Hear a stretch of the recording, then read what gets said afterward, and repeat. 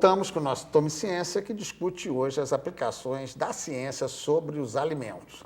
Bem, eu quero desde já agradecer aqui a presença gentil do Zé Luiz Carvalho, que é pesquisador da Embrapa Agroindústria de Alimentos, do professor Rubens Nodari, lá da Universidade Federal de Santa Catarina, do Silvio Vale, lá da Fiocruz, especialista em biossegurança, e também a presença do Zé Antônio Espíndola, que é da Embrapa Agrobiologia. Obrigado a todos mais uma vez e já agradeço também uma gentileza que eles vão nos fazer, enviando indicações para que você possa saber mais através do nosso site, que é o www.tomeciencia.com.br. Você entra lá em Saber Mais, vai ter uma lista de sites, publicações, livros. E até para dar um exemplo, eu vou citar aqui o professor Silvio, estava querendo mostrar um livro, mostra ali para a câmera. Sim, professor. É uma publicação da Fiocruz que está sendo distribuído gratuitamente, não está sendo comercializado, para as escolas técnicas e para as universidades, sobre as questões dos transgênicos.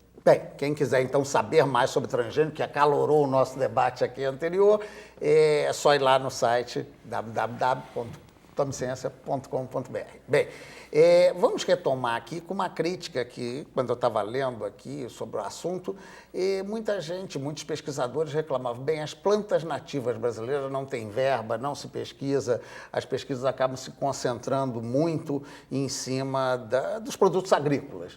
Né? Quem gostaria de ponderar sobre isso? Realmente falta, professor Nodari? Digamos o seguinte, já foi dado um passo. Existem já aportes, existem editais específicos do governo brasileiro para apoiar pesquisas. Eu, particularmente, trabalho com uma espécie nativa, que é a goiabeira serrana. Ela saiu daqui há mais de 100 anos, foi levada para a França, se espalhou pelo mundo e hoje a Nova Zelândia e a Colômbia exportam, a Nova Zelândia exporta para a Europa e a Colômbia exporta para o Brasil. E eu estou trabalhando com essa planta. E o potencial dessa planta é muito grande. Por exemplo, experiências feitas na Itália mostram que o suco do fruto inibe o crescimento de células cancerígenas. Descoberto fora do Brasil, para você ver o potencial. E se você me permite, André, só mais um exemplo. A pitanga, que é uma fruta, acho que é conhecida pelo menos de toda a população que vive no litoral, pelo menos no litoral, que é aquele frutinho, dependendo da planta, se encontra até 70 miligramas por grama, 70 miligramas de licopeno por grama de tecido. O tomate tem 35, 40, por aí. Ou seja, nós temos espécies da nossa biodiversidade que podem ser mais utilizadas na alimentação para dar uma alta qualidade. E com valor nutriente, que é isso que a gente está defendendo aqui também com os alunos. Pois não, Silvio? Com relação a essa questão de recursos para pesquisa, né? No caso específico da tecnologia dos transgênicos, né? Ela trouxe uma questão muito perversa. Porque o que ocorreu? Com a introdução da tecnologia do DNA recombinante no Brasil, o que ocorreu foi que as grandes transnacionais que detêm a patente desses genes, que na verdade todas as plantas transgênicas no Brasil liberadas comercialmente são de multinacionais e os genes são todas elas tecnologia importada, elas, além de introduzir essa tecnologia, elas passaram a adquirir as bases genéticas das nossas sementeiras.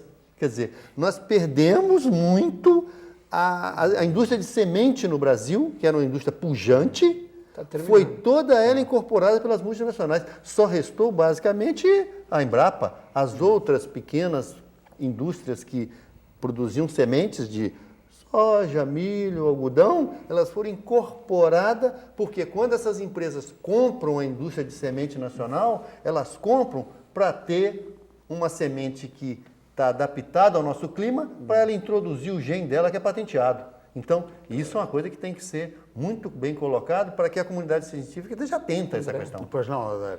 André, eu queria, como nós estamos falando de alimento, ciência, alimento e tal, nos últimos 20, 30 anos, surgiu aquela teoria que a gente vive numa sociedade de risco, né? As tecnologias aumentaram tanto que a gente vive numa sociedade de risco. E, paralelamente, também, houve pensadores que que propuseram que a gente tem que também modificar a forma de fazer ciência dentro dessa sociedade de risco. E fazer ciência numa sociedade de risco, por exemplo, precisa de algumas inovações da comunidade científica, como, por exemplo, aquela ciência que a gente faz mais de um modo cartesiano, que estávamos fazendo até agora, ela já também não dá conta de todos os riscos. Então, a gente vai ter que usar o princípio da precaução.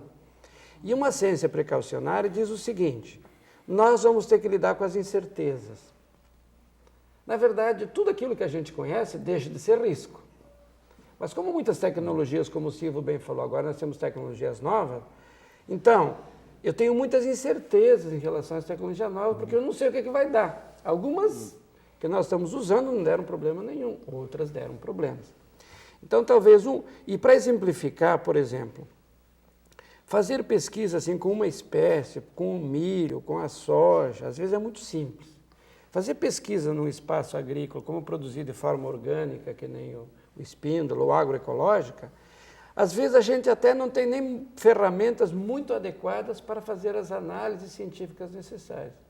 Então, eu acho que talvez para a comunidade científica é um desafio agora de aperfeiçoar esses métodos e mudar alguns paradigmas, né, na construção do conhecimento, para que a gente possa produzir alimentos de alta quantidade, de uma forma diversificada e de uma forma sustentável. Então, talvez esse é um momento crucial da vida, enfim, de todos os povos, ou seja, a ciência ela tem que dar um passo também na sua forma de agir, tentar um diálogo também com o conhecimento tradicional e buscar, né, avanços na Bem, produção de alimentos certa de qualidade. maneira, o professor Nodari aqui já deu o pontapé inicial da característica do nosso último bloco, que é o caráter propositivo. E eu vou pedir, então, para que os nossos outros convidados também sigam essa linha, quais são as suas sugestões, propostas e opiniões sobre o tema. Eu apenas vou lançar, com base nessa deixa que o professor Nodari passou aqui, para pedir ao Spínola, dentro dessa pequena provocação, né, nós temos que aprender com a origem, o pessoal está lá na Terra. Por outro lado, nós já também tivemos grandes problemas com os índios que estavam aqui, que ensinaram para a gente a queimada, que é um problema para a Terra, né? A curto prazo é bom. Como é que está isso também? Eu queria que incorporasse essa provocação na sua pergunta. Pessoal que queima para nutrir o solo rapidamente, depois não vai sofrer com isso? Na verdade, a sua colocação é muito interessante porque trata-se de uma questão de escala de tempo, na verdade. Quando os índios faziam essa prática da queimada para melhorar a qualidade e a fertilidade do solo, isso se relacionava com um processo no qual eles deixavam depois esse solo em repouso durante períodos relativamente elevados. Saíam daquela área e iam para outras áreas numa agricultura migratória. Hoje em dia, com o crescimento da população, não faz mais sentido a gente falar nesse tipo de sistema. Mas existem outras alternativas dentro de sistemas que busquem um maior equilíbrio da natureza, pelos quais nós podemos, através de diversificação de espécies, de práticas de melhoramento da fertilidade do solo, sem necessariamente utilizar insumos chamados de sintéticos, como fertilizantes, minerais e tudo mais, que permitem manter níveis de produtividade razoáveis sem se implicar nessa questão da queimada. Tá, e do ponto de vista das suas conclusões, aí, o que é que você tem de propostas? Então, vamos lá.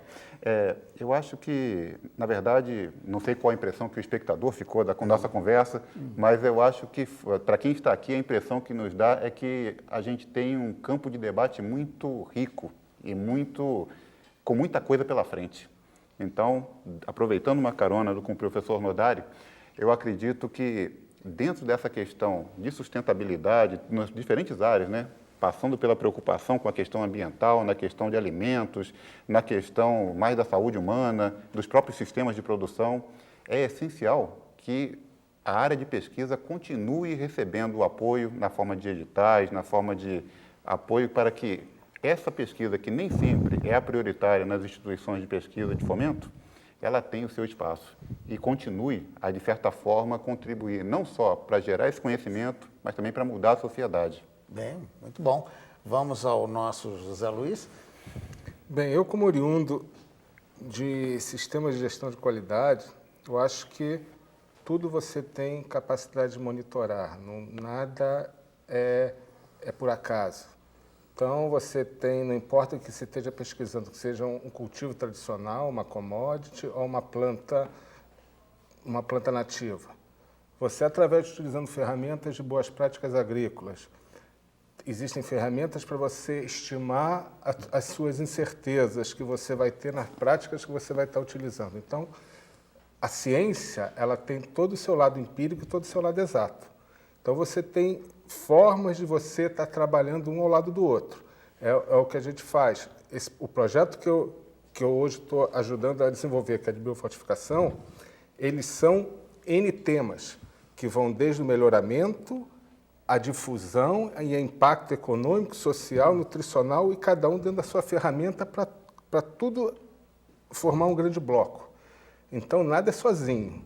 Então, você tem como, isso vale para qualquer cenário. Você, dentro do teu pedacinho, você vai somando até atingir um pedaço maior. Então, eu acho que não importa qual o caminho que você tome, né, qual é a linha de ciência que você vai estar trabalhando, você tendo uma grande equipe, tendo ferramentas que você pode estar utilizando, você vai conseguir atingir todos esses objetivos a que você se propõe. O nosso objetivo de fazer a biofortificação não é nem o melhor nem o pior. Ele soma a objetivos de fortificação de alimentos, que é aquele que você vai botar o pozinho, só que você tem que ter acesso a centros urbanos, a parte de suplementação, que você precisa ter um bom sistema de saúde. Então, é mais uma ferramenta para somar esforços. Então, eu penso sempre com essa visão holística, assim. Você tem seu espaço em todos os temas, né?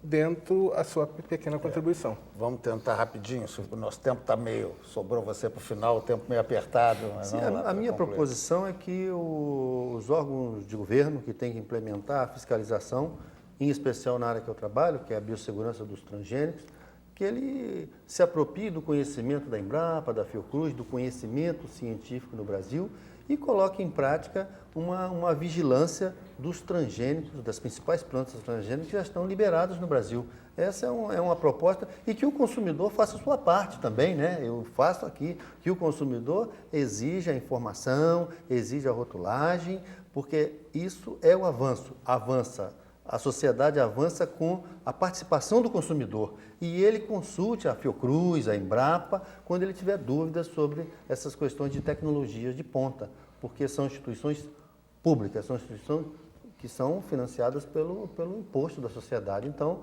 e acho que nós estamos aqui e nas nossas instituições prontos a responder o que for possível. Bem, eu vou aproveitar a carona do Silvio Vale para agradecer a presença aqui dos nossos convidados, a sua atenção, porque a gente gostaria mesmo, nessa mesma linha, que você participasse mais, estudasse e cobrasse, porque, afinal de contas, se alguma coisa não andar bem com o processo do que você costuma ver da ciência, também depende de você reclamar. Afinal de contas, a ciência, na maior parte dos casos, é financiada com dinheiro seu, público. Até lá, então, muito obrigado.